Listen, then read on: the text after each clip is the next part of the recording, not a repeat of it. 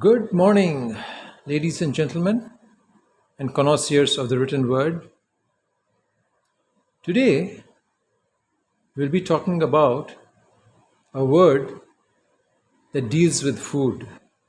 Okay? One of our favorite pastimes, food. Now, the fact of the matter is, we all love food. I mean, and truth be told, we eat well beyond what is required just for survival. We use food for pleasure, we use food for comfort, we use food for celebration, we even use food for decoration. I mean, even if we don't eat it, we like to have a whole bunch of fruit sitting on the dining table just as a symbol of opulence. Okay? So, food, whether it's good food or junk food, is a favorite worldwide. Everybody loves food. Unless you're anorexic or are suffering from pathological loss of appetite, you usually will want to eat food even if it is really not necessary. You tend to eat food well beyond your biological requirements, well beyond your physiological requirements. Okay? You could easily say half of all the diseases we suffer from, whether it's obesity, cardiovascular disease, cancer, and so on, can be ascribed directly to the fact that we eat in excessive quantities, too much. In some of us, it is evident because we blossom and swell up. In others, it is not so evident because no matter how much they eat, they manage to remain slim. It doesn't matter, the damage will still be there.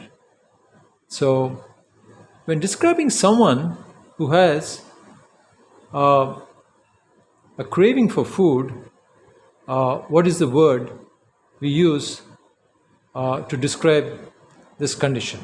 Okay? Let us write up the word.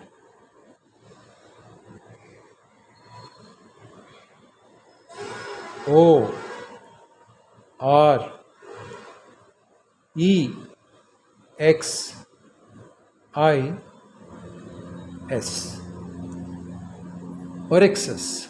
Orexis. Orexis means appetite. Okay? But given its orbicular sound, it's quite a mouthful. You could use it actually to describe an inordinate level of appetite. Appetite is a word that is too petite to describe someone who loves food, okay, who's a glutton. Let's not hide the fact. Many of us are indeed gluttons. So orexis seems to be more powerfully descriptive of a condition of this condition. Okay, so let us now use this word in a sentence. Okay, now we could say orexis is a primary reason for obesity. Okay, a simple sentence. An excessive level of orexis is one of the prime reasons for obesity. Okay, another sentence you could use. He was a valiant trencher man whose orexis was so great, whose omnivorous orexis was so great that he spent half his salary on food, primarily junk food. Okay? So you can combine the word omnivorous with orexis. And usually if we are gluttons, we tend to be pretty indiscriminate. We are prepared to eat literally anything. It could be burgers, it could be fries, it could be a sauerkraut even. We don't care. We are ready to stick anything into our mouth. We tend to be rather indiscriminate. in what we eat. It could be anything. And because it can be anything, vegetarian or non-vegetarian, because it is an omnivorous orexis, we could use that word in combination with the word omnivorous. He was a glutton with an omnivorous orexis. His omnivorous orexis was so excessive that it sent him into a dangerous level of obesity. Okay? So that is a noun word, orexis. Now this word also has an adjective. Let us write it out. The word is O-R-E-X-I-C.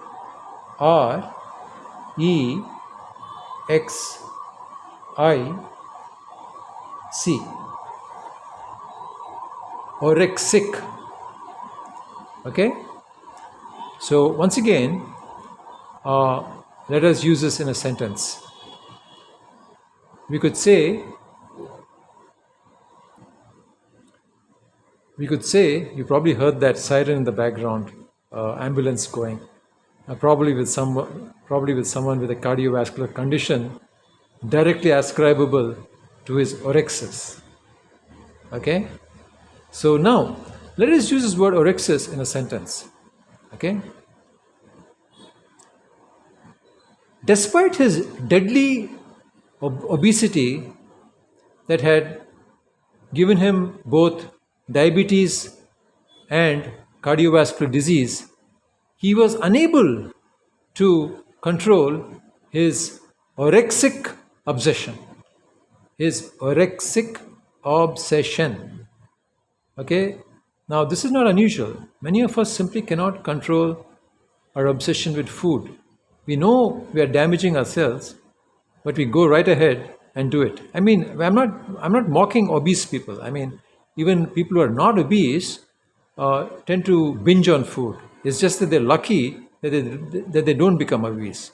But the damage is happening. The cardiovascular system is being flooded with fat. Cholesterol is being deposited, and these people are basically lining themselves up for a heart attack. So whether you're obese or non-obese, gluttony is bad.